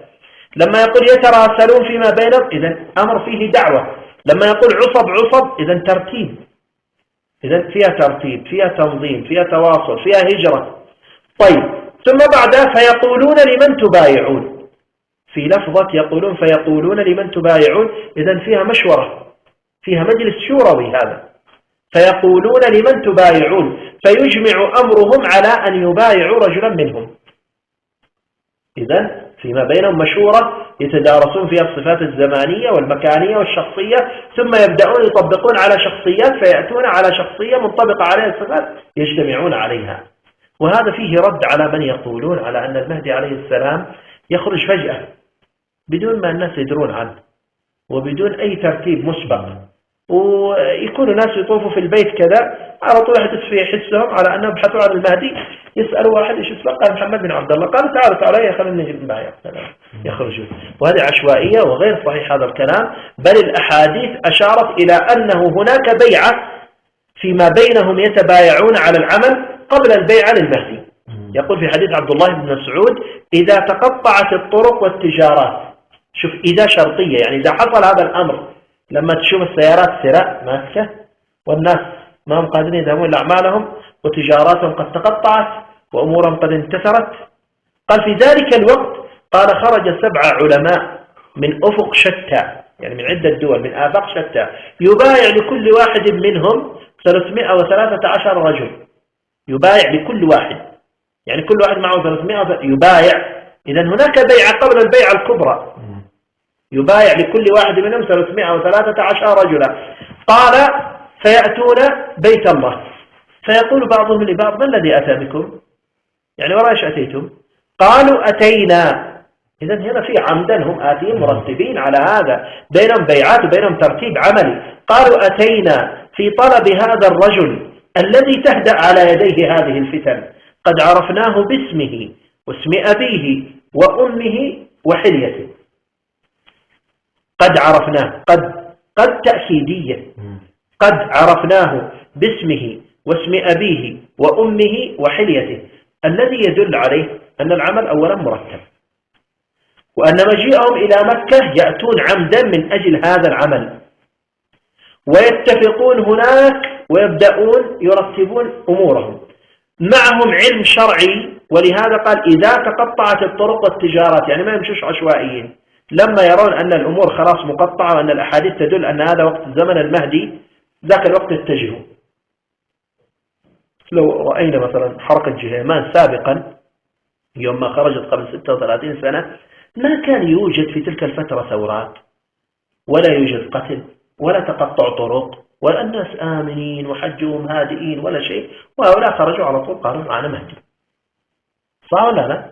قرأوا تاريخها، ما كان موجود، ما كان في أي شيء، ولا كان في أي شيء من الأحاديث النبوية حق الصفات الزمانية في تلك الفترة. بينما وقت خروج المهدي تكون هناك أحداث وفتن في كل أرض، والناس في يأس وقنوط من أن لا يرى فرجا، هكذا يذكر في الحديث. الناس في يأس وقنوط، يقول لك خلاص ما فيش فرج بعد كذا. وتقطعت الطرق والتجارات عند هؤلاء، يدل على أنهم أصحاب علم درسوا الصفات وكذا وعرفوها وتوجهوا عليها، توجهوا. فيأتون قالوا ما الذي أتى بكم؟ قالوا أتينا في طلب هذا الرجل الذي تهدأ على يديه هذه الفتن. ولما يقول هذا الرجل دليل على أنها شخصية قد عرفت عندهم، هذا الرجل الذي قد عرفناه باسمه، قد عرفناه تأكيد، قد عرفناه باسمه واسم أبيه وأمه وحليته. حليته يعني صفاته كاملة عرفناها. فيتفق 7 على ذلك، يبدأ 7 يتفقون، قالوا خلاص نبدأ نتحرك من الآن. فيتحركون في الحرم يبحثون عنه فيطلبونه فيجدونه يدركونه. قالوا أنت فلان ابن فلان وأمك اسمها فلانة وفيك صفة كذا وكذا وكذا. قل أنت المهدي، وهذه الأحداث خلاص وما يرى أن تنتهي هذه الأحداث إلا بوجودك. يدل أيضا على أن عندهم علم شرعي بصفات المهدي، مش عشوائيين كذا أي شخص أتوا وأخذوه من برا وقالوا يلا أنت المهدي. لا، عندهم صفات، أنت فيك كذا وفيك كذا وفيك كذا وفيك كذا، يعني حتى استبيان معهم يدل على استبيانات وصفات معروفة. طيب، ثم يقولون أنت فلان ابن فلان وأمك اسمها فلان وكذا. يقول إنما أنا رجل من الأنصار. ما معنى أنا رجل من الأنصار؟ لا، مش قضية اليمن. قديما الأنصار هم الأوس والخزرج الذين هم اليمانيون، لكن هنا كأنه إشارة إلى أنصار زمانهم، يعني أنا أتيت أناصر المهدي، يعني أنا أتيت مع جماعة الأنصار الذين ينصرون المهدي، أنا أحدكم الذين يريدون ينصرون، ما أتيت من أجل البيعة، ولكن دعوني أدلكم على صاحبكم، دعوني أدلكم على صاحبكم. فيعني بمعنى على أنه هناك رجل فيه نفس الصفات وكذا وكذا وكذا، وأنا أظن أنه هو المهدي. فيبدأون يتجهون إلى الثاني، فيفلت منهم الأول ويذهب إلى المدينة، فيأتون إلى الثاني يطبقون الصفات وكذا، يجدون أن الصفات غير منطبقة غير وافية. قال فيرجعون إلى الأول يسألون عنه، قالوا قد لحق بقبر جده. فين قبر جده؟ المدينة. قد لحق بقبر جده، فيذهبون إلى المدينة. ثم بعد ذلك يأتون المدينة يقولون قد رجع إلى مكة، فيرجعون إلى مكة قالوا قد رجع إلى المدينة، وهكذا ذهابا وإيابا، وهكذا ذهابا وإيابا، حتى في المرة الثالثة بعد ما ينتهي يأتون في مكة بعد الحج، يحجون بيت الله عز وجل. هم هذه كلها بعد الحج، بعد الفوضى التي حصلت والاقتتال الذي حصل، هم يتحركون بعد مرحلة الاقتتال في مرحلة فراغ أمني، فراغ أمني. عندها يسألون عنه، فيرسل المولى له في دينه، يعني صاحبه يرسل صاحبه إلى بعض أصحابه، فيأتون يعني بعد ما يرى أن الأمر خلاص انتهى، الكل يعني خلاص متفق عليه، يرسل صاحبه ويأتي إلى مجلس فيقول كم أنتم ها هنا؟ قالوا نحو من 40 رجلا. قال عدوا لي من خياركم وشيوخكم 10. ثم يقول كيف بكم لو رأيتم صاحبكم؟ قالوا لو نوى بنا الجبال لناويناها معه أو لنوانينها معه، يعني نحن مستعدين، أن يريد سلما سلما قتالا قتالا كيف ما يريد احنا معه، بس المهم خارجنا، يعني أنهم في مرحلة ضائقة شديدة.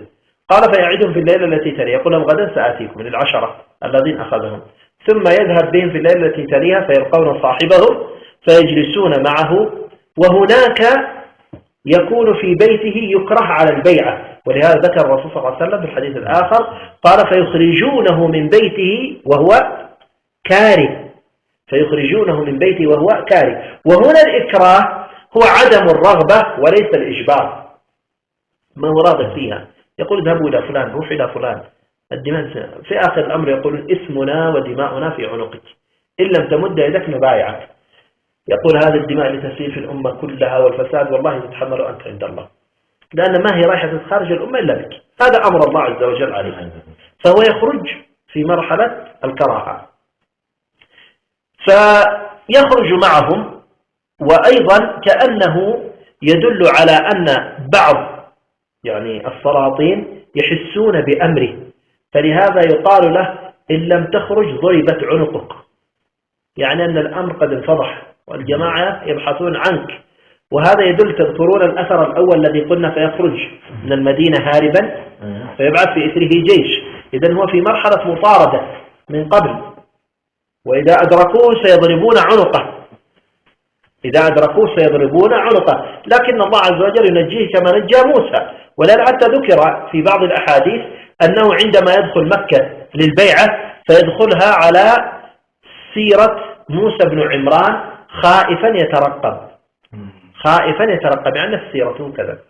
فيخرجون به فيتفق عليه 313 رجل فيهم نسوة، 313 رجل الذين يخرجون يبايعون بين الركن والمقام، وفيهم مجموعة منهم نسوة. ويقول عن هؤلاء المجموعة أسد بالنهار رهبان بالليل. ويقول أيضا عنهم لا يدركهم الأولون، لا يسبقهم الأولون ولا يدركهم الآخرون، يعني أن الذين أتوا من قبلهم لا يسبقونهم بأعمالهم، والذين أتوا من بعدهم لا يدركونهم. يعني أن أفضليتهم عظيمة على عدد أصحاب بدر وعلى عدد أصحاب طالوت الذين جاوزوا معه النهر. لا يفرحون بأحد دخل فيهم ولا يحزنون عن من خرج منهم، يعني لا يفرحون باللي أتى ولا اللي خرج، اللي أتى يا الله لما أتى الله يستر عليه كذا. نعم، ويعني هم أفضل قومهم في ذلك الزمان، أفضل قومهم في ذلك الزمان يبايعونه بين الركن والمقام، بيعته لا يوقظ نائما ولا يهريق دما، يعني من شدة السلمية التي يخرج بها لا مسلحين يعود، يقول صلى الله عليه وسلم في صحيح مسلم يعود بهذا البيت قوم ليس لهم عدد ولا عدة ولا منع، يعني لا عندهم أسلحة ولا عندهم أعداد كبيرة ولا شيء، يخرجون بين الركن والمقام في فترة الأمة كلها في دماء وفي فساد، فتعتبر نواة الأمة في تلك الفترة. قال لا يهراق في بيعته محجبة دم، محجمة دم. لا تذكرون أيام جهيمان، يعني من أول ما دخلوا واندلعت الأمور فيما بينهم 18 يوم الدماء تسيل. المهدي عليه السلام يدخل الحرم سلما لا يهراق محجمة دم، اللي نائم بجانبه ما يدري أنهم يتبايعون من شدة الهدوء الذي فيهم، ما يسمع إلا بالأخبار، أما يخرج في الأخبار قالوا الله بايع للمهدي بين الركن والمقام ينقل الصور، قال أنا ذاك الساعة كنت نائم مش داري على أنهم يتبايعون، لا يحسون به، فيبايع سلما. ثم بعد أن يخرج ينحاز إلى جبال الطائف فينصب عليه الناس، فيخرج في 3 رايات. المكثر يقول 12، المكثر يقول 15,000 والمقل يقول 12,000، يعني أنه ينصب عليه الناس يتبايعون عليه بسرعة، فيصبح معه جيش على 3 رايات موزع عدده من 12 إلى 15,000، فيخرج وفي ذلك الوقت يأتيه الجيش الآخر الذي يخصف به ويلتقي مع قبيلة كلب أو مع رجل أخواله كلب يخصف بهم في البيداء. والعجيب في الأمر أن صفات هذا الجيش يعني كلها موجودة في زماننا. يقول والخيبة لمن لم يشهد غنيمة كلب ولو بعقال، ولو بعقال، يدل على ماذا؟ أن العقال شيء مميز سيكون في زمانهم على الجيش الذي يأتي. والآن عندنا الحرس الوطني يلبس البدلة العسكرية يلبس عليها العقال، وعندنا الدرك الأردني نفس الكلام يلبس البدلة العسكرية يلبس عليها العقال. يقول ولو بعقال. قال يخسف بجيش أصحاب زي، أصحاب زي، زي يعني زي موحد، زي العسكري يعني زي عسكري وعليه عقال. قل والخيبة لمن لم يشهد غنيمة كلب، قبائل كلب يقول هم الذين يكون أكثر هذا الجيش من قبائل كلب. قبائل كلب هي قبائل يمنية نزلت منذ انهدام سد مأرب في منطقة أجا وسلمى، جبلي أجا وسلمى قرب حائل، وانتشروا في تلك المناطق، فهم اليوم يعني أكثر قبائل أجا وسلمى وحائل وتبوك ومناطق الأردن أكثرها من هذه القبيلة من قبائل كلب، فأكثر الجيش سيكون منهم. والعجيب في الأمر أن اليوم يعني الحرس الوطني أكثره من الشمامرة، ويقال أن الشمامرة ينتمون إلى هذا الفرع من القبائل. فعجيب سبحان الله، تطابقات عجيبة جدا. فهل نحن اليوم بالفعل أصبحنا يعني على مقربة من هذا الحدث العظيم؟ أنا أخيرا أقول أسأل الله وإياكم أن ندرك هذا الأمر وأن نكون من جنوده ومن أتباعه ومن المناصرين، وأن يرفع الله عز وجل عن الأمة الغمة والهم واليأس والقنوط، وأن يفرجها بهذا الرجل المبارك إنه على ما يشاء قدير.